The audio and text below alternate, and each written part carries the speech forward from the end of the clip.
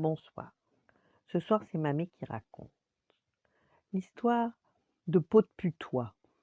Il était une fois une princesse très fashion qui suivait la mode dans les moindres détails. Quand le magazine des princesses décrétait qu'il fallait s'habiller en rose, la princesse courait dans les grands magasins s'acheter une robe rose, un serre-tête rose, des colliers roses, des pantoufles roses. Elle ressemblait à un vrai bonbon.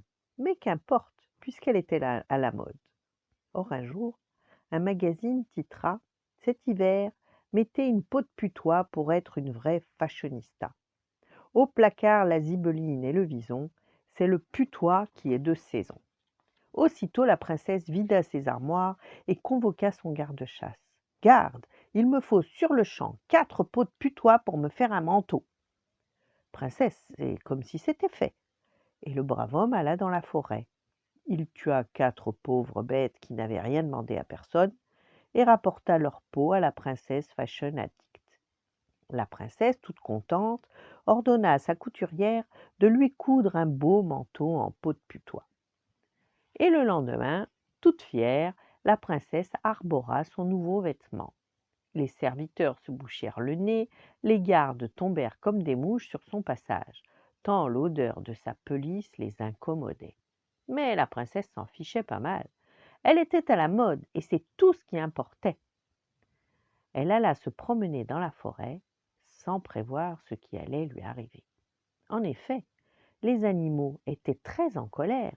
Ils avaient vu le garde-chasse emporter 4 des leurs pour en faire un manteau de fourrure et ils avaient décidé de se venger.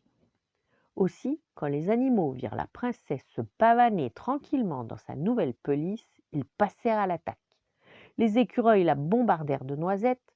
Le hibou, aile déployée, plongea vers la malheureuse et lui tapa sur le crâne un grand coup de bec.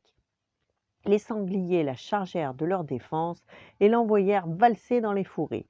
Là, le cerf lui flanqua un bon coup de bois dans les fesses, tandis que les petits faons la piétinaient de leurs sabots. Les moustiques portèrent l'estocade finale en la piquant partout où ils pouvaient. C'est ainsi que la princesse à la peau de putois rentra chez elle, boitant, saignant, pleurant, couverte de boutons et d'échymoses. Mais à la mode, s'il vous plaît. Voilà. Bonne nuit, faites de beaux rêves et à demain.